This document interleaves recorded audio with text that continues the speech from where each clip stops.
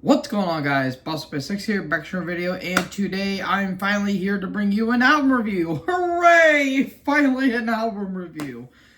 It's been a couple weeks, and I do apologize for not being able to having to upload an album review in about a couple weeks because life's been getting in the way, but thankfully I'm doing alright, family's doing alright, I'm getting somewhat priorities in check, so yeah, but I'm finally here bringing you yet another album review, and today I'm going to be tackling the newest offering from Blood Incantation, Absolute Elsewhere.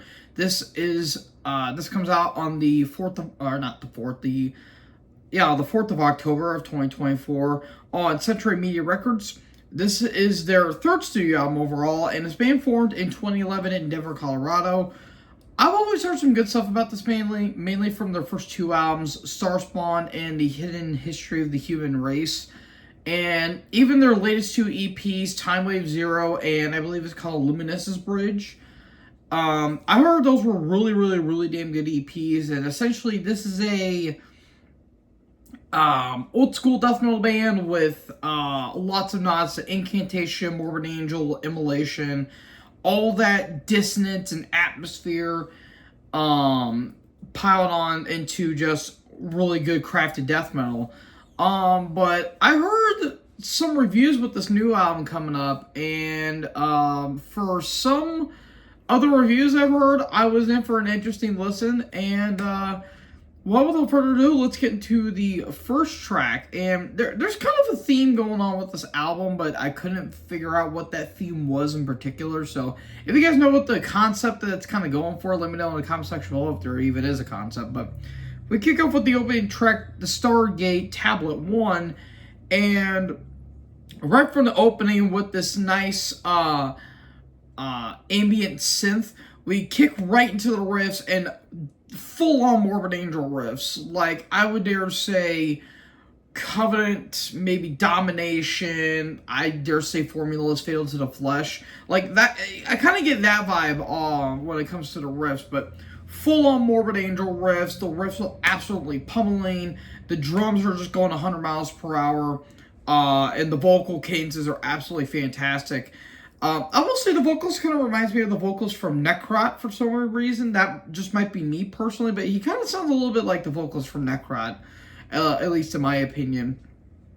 And then it's, just going 100 miles per hour, just full-on blast beats, and then does a complete 180 and goes right into these really nice, lush atmospheres, and it gets right into full-on Pink Floyd.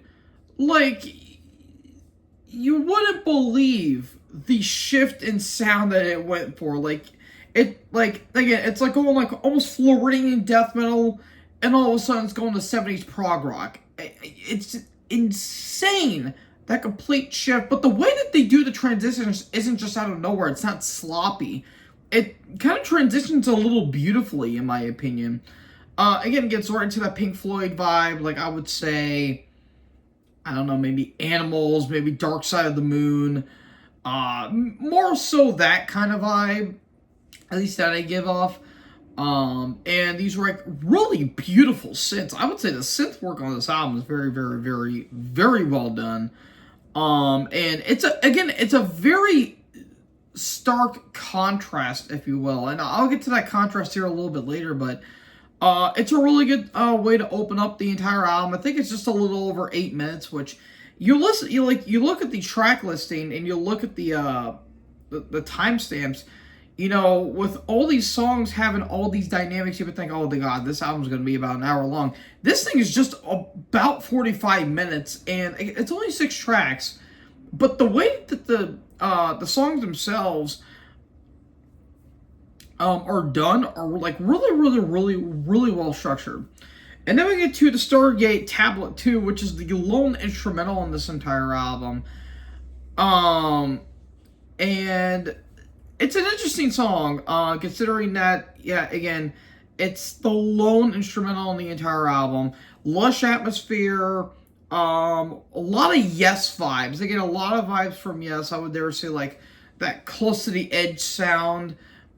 In a way, I'm not the world's biggest fan of Yes, but I can even make out some really nice contrast there. And then these like samples come in where it's talking about like the moon essentially. There's like a lot of cosmic vibes going on in this entire album, which I'm all for. There's nothing wrong with that. But I'm not sure what the samples. I don't know what the movie that it's talking from. Some kind of space movie I'm willing to bet, but it sounds something from like the 70s or the 80s. So if you guys, again, know what that's quoting from, let me know in the comment section below. And then it gets into these really nice acoustic melodies, which gives a lot of Genesis vibes, which is very, very, very nice.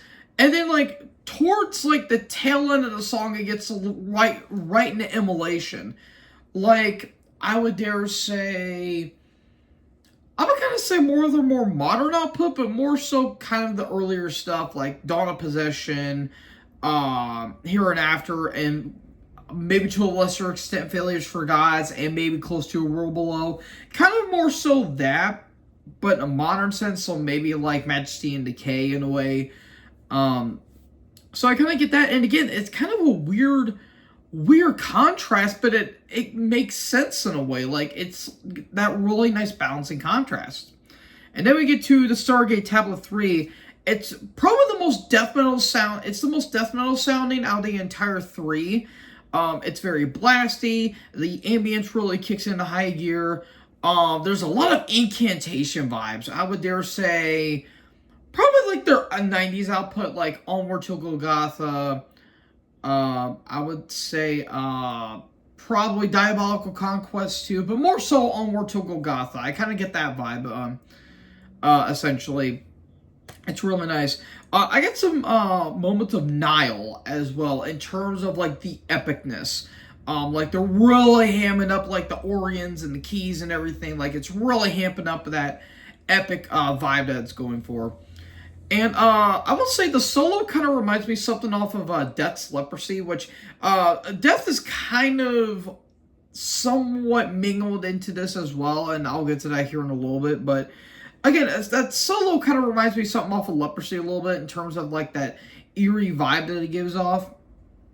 In terms of like the squealy dive bombs as well. So it's really, really, really nice, and I really do like this. This little trilogy that's going for here. And then we get to the Message Tablet 1. This kind of starts off the Message trilogy. It's full on immolation. Full on immolation. Like, there's no if, and, or buts about it. This is like a full on immolation track. And I really like it. I really, really, really like it. Again, it gives off that like huge, nasty atmosphere that it's going for. But again, it's very lush and it's very beautiful and it's very colorful too, which is really nice. And then we get into the Message Tablet 2, and again, it's kind of like the same thing with the Stargate Tablet 2, where it's the least sounding death metal song on the entire album. It's full-on Pink Floyd worship. I get a lot of Rush vibes on this album. Again, more of that 70s prog rock style. Which, again, with a band like this magnitude, you would think that they'll be kind of messy and kind of out of nowhere. But I thought it really, really, really, really worked. I would dare say there's a little bit of an Opeth vibe in a way. I would probably say like maybe My Arms Are Hers, maybe Still Life, and maybe Blackwater Park. And to an extent in a way, because again, it does give off those really nice melodic, clean melodies as well. It's really, really, really, really, really good. And then we get to the final track, the Message Tablet 3, which is the longest track on the entire album at just over 11 minutes. Again, it's kind of like a conglomeration of all the stuff that they did beforehand, where it's got the Morbid Angel riffs, the immolation kind of, the immolation atmosphere, but it brings in, again, the 70s prog rock kind of atmosphere too, where it's got like flutes and, yeah, it's kind of got some like flutes. There's a bit of like a nature vibe for some reason, like there's like trees and everything, which is kind of funny. Like, again, it kind of sounds like you're just strolling through the park when you listen to the song. And then after that, again, it gets right into that death metal style. And I will say the ending to it is very, very, very epic. But that kind of leads into it like a bit of a negative I do have, is that the last minute is just like more ambience and more atmosphere with the synths. I felt like they could have cut that out, in my opinion, because, with that epic style, you could have just ended off with the music fading to the background, and that's the end of the album. Again, they kind of tacked on that synth work at the end, and it kind of felt a little needless, at least in my opinion. So that's just me though. But I did appreciate what they were going for on that. As for the negatives, again with the like ambience and the atmosphere, that kind of leads into like the one negative I have with this album, is that sometimes I feel like they kind of lean a little too much in the atmosphere, like especially with the Stargate Tablet 2. I felt like they could have in all honesty, kind of cut that track out, because it was just a bunch of build-up and a bunch of atmosphere, but it didn't really lead to anything, in my opinion.